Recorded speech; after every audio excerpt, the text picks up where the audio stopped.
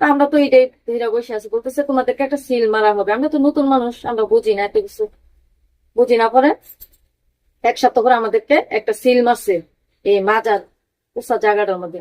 গরম। হ্যাঁ, একবার গরম কইরা একটা সিল মারছে। যে যে ফ্ল্যাটের যে যে মেয়ে এই কোম্পানি, যে যে কোম্পানি এই কোম্পানি একটা সিল মেরে দিচ্ছে। সিল মাইরা দেওয়ার পরে তারা বুঝতে পারে আর কি যে এই কোম্পানির মেয়ে এটা, ওই কোম্পানির মেয়ে এটা, তার জন্য তারা সিল মাইরা দিচ্ছে। তবে আমারে সিল মারতে পারে নাই। সিল মারতে পারে না কেন? আমি আবার ওই জায়গায় এক ইন্ডিয়ার লোকের সাথে আমার খুব ভালো সম্পর্ক হয়ে গেছে, ঘনিষ্ঠ সম্পর্ক হয়ে গেছে এক সপ্তাহের ভিতরে।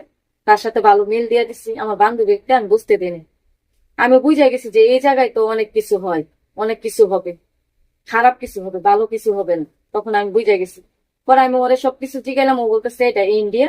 তার সাথে আমি ভালো মিল দিছি, সে আমাকে সবকিছু বইলা দিছে।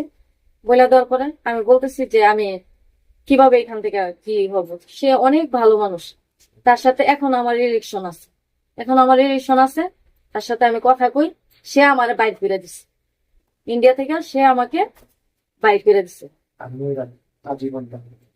আর এখানে যদি না বাড়িতে পারতাম তাহলে এখানে আজীবন থাকা লাগতো। আমার রোগ যৌবন যতদিন আছে অতদিনে ওই জায়গায় থাকা লাগতো। ভিতরে আসে স্যার। আর আর এই জায়গায় তো দেহ ব্যবসা চলে, এটা আপনাদের কাছে আমি কি বলবো দর্শক ভাইরা আপুরা, কারণ দেহ ব্যবসা চলে এটা আমি বুঝে গেছি ফার্স্টে।